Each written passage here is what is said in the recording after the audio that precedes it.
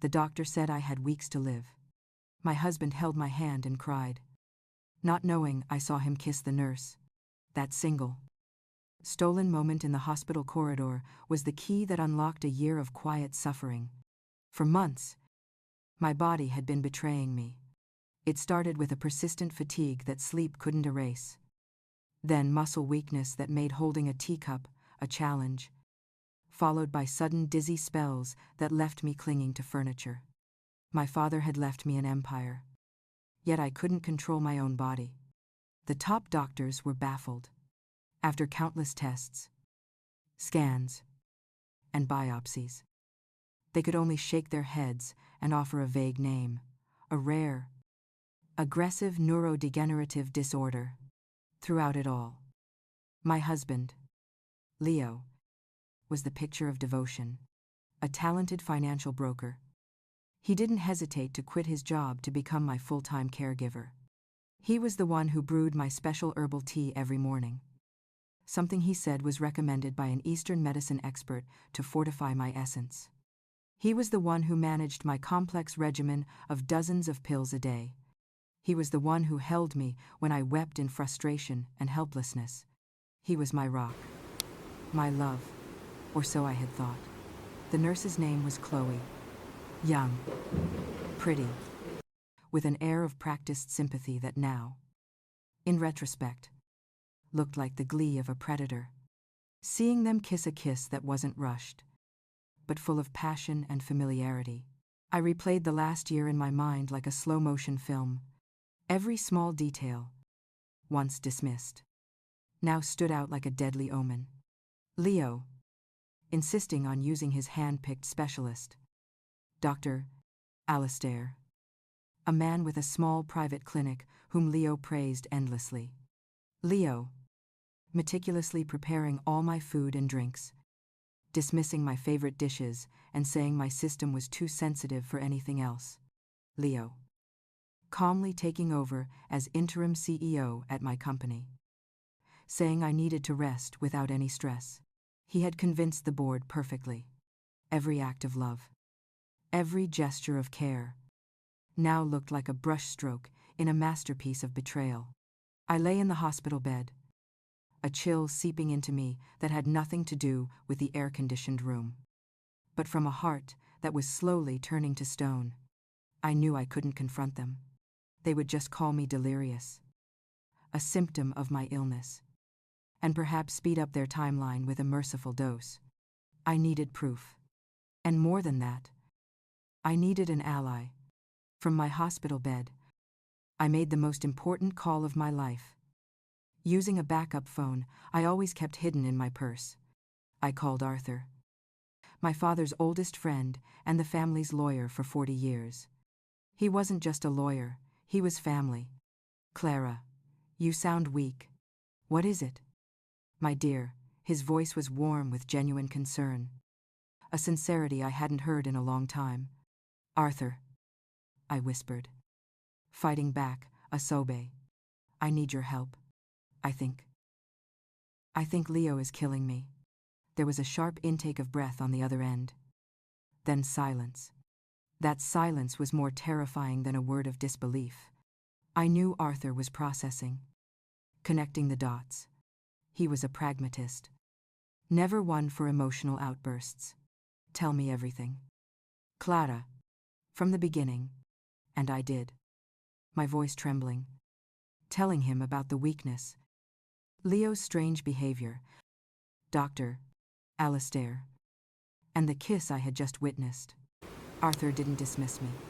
He promised to look into it. His trust was a lifeline. 2 days later, a new orderly, named Ben, came to clean my room. He had sharp eyes and swift movements. Not like a typical cleaner. He was a private investigator Arthur had hired. While wiping down surfaces, he expertly installed a microscopic camera in the smoke detector. Its lens aimed perfectly at my bed. The game had begun. My plan required absolute precision. I told the doctors my condition was worsening rapidly, that I was slipping in and out of consciousness. It wasn't hard to act. My body was genuinely weak from whatever poison Leo was feeding me daily. I made my breathing shallow. My responses delayed. I was laying the groundwork for my next move, the coma. The camera was my silent witness. Arthur had set up a secure feed to a hidden tablet. Every night, after Chloe's shift ended and Leo went home, I would muster my strength to review the day's events. The first few days were just more of their sickening performance. Leo would read to me, his voice soft, while Chloe would check my vitals, her touch gentle. They were the perfect couple in the eyes of the world. But when they thought I was deep asleep, the masks began to fall. "She's getting weaker," Leo said one evening, his voice full of satisfaction. "Doctor, Alistair says another month. Tops. Can't it be faster?" Chloe's voice was sharp, impatient. "The board is starting to ask questions. They won't let you keep control of the company without a permanent power of attorney.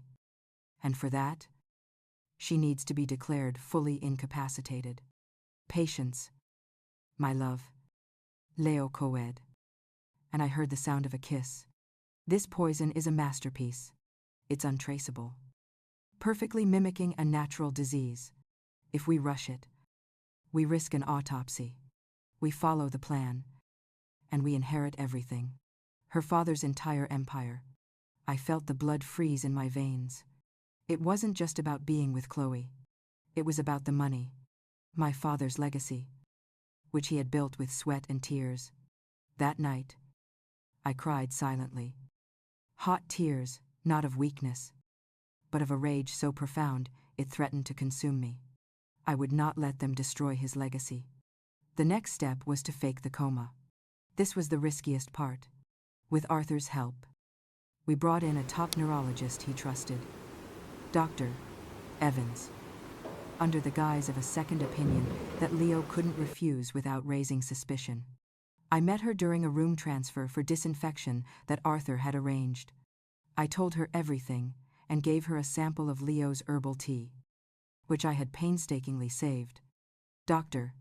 Evans taught me how to mimic the signs of a deep coma, the breathing patterns, the muscle relaxation, the lack of response even to pain stimuli.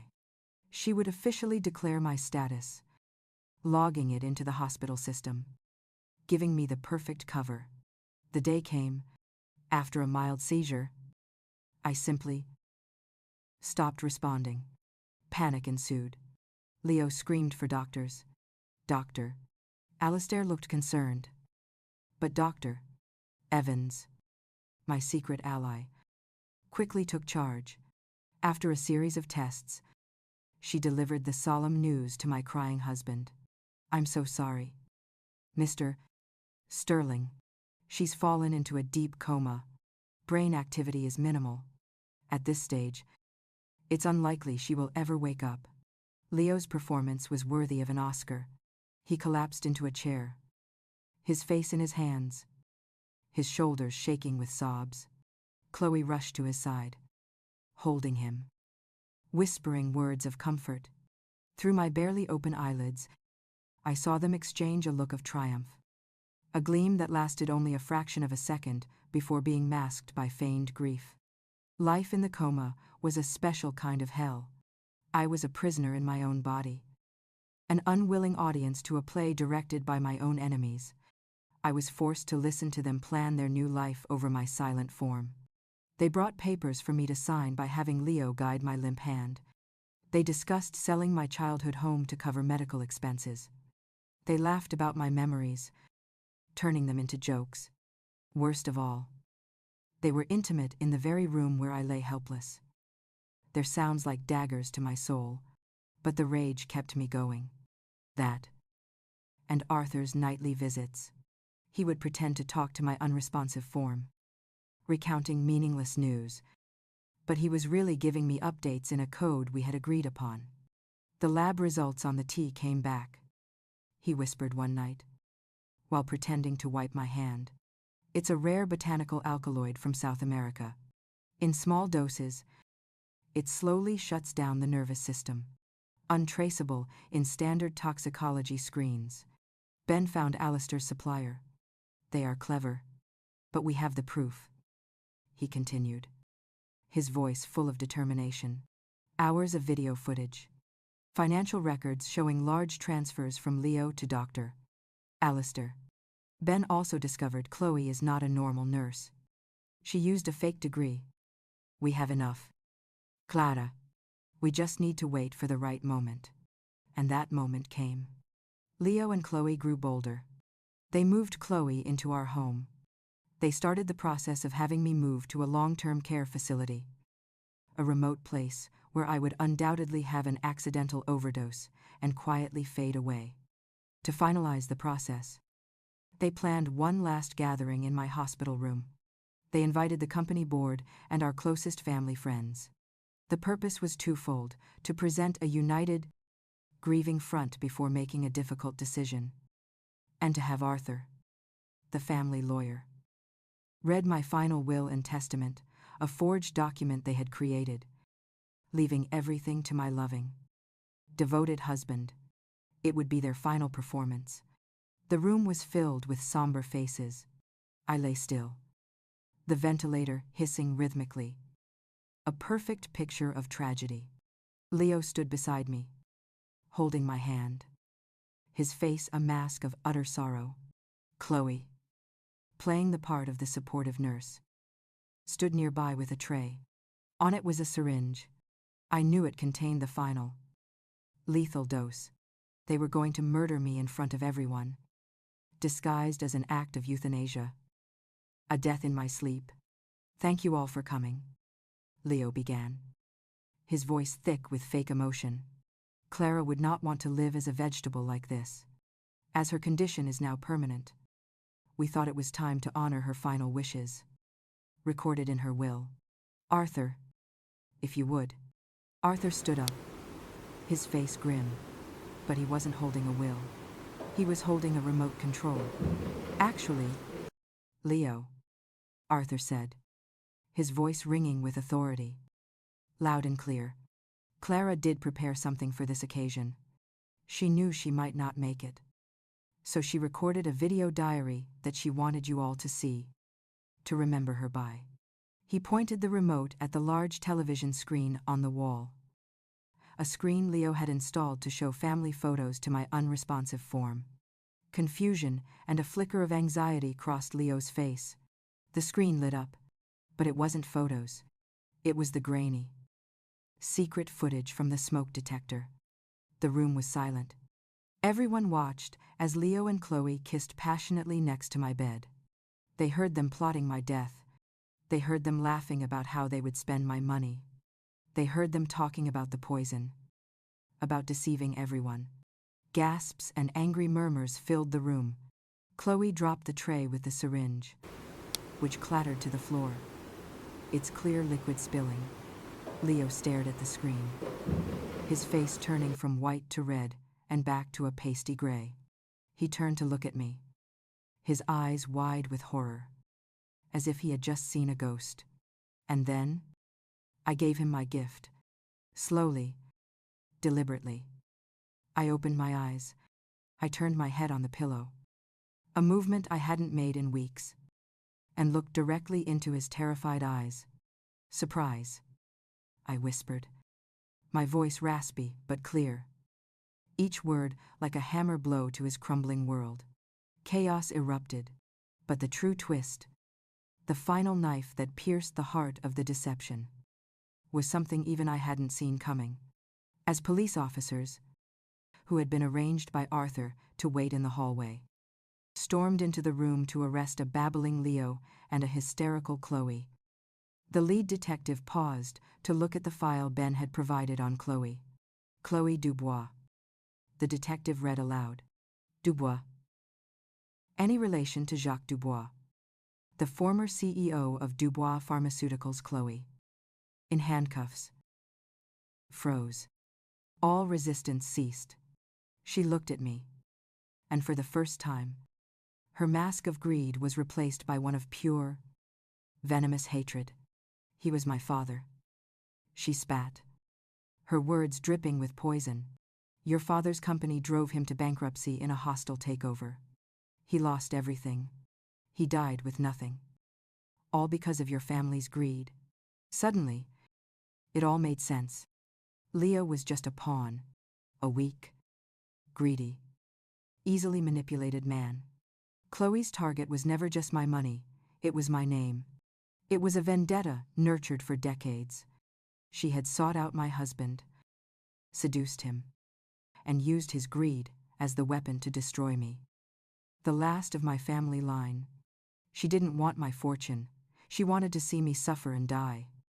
Just as her father had. Leo stared at her, his face a canvas of utter devastation as he realized he had been played. That her professed love was a lie.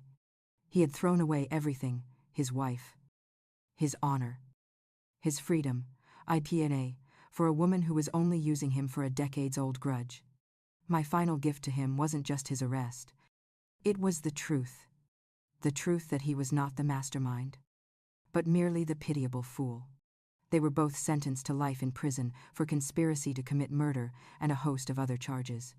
I recovered, slowly but surely. Once the poison was out of my system and I received proper treatment, I retook control of my company, my home, and most importantly, my life. The world thought I was a victim who had miraculously survived. But I knew the truth. I was not a victim. I was a woman who had walked through hell, looked her demons in the eye, and chosen to live. And that was the most precious gift I gave to myself.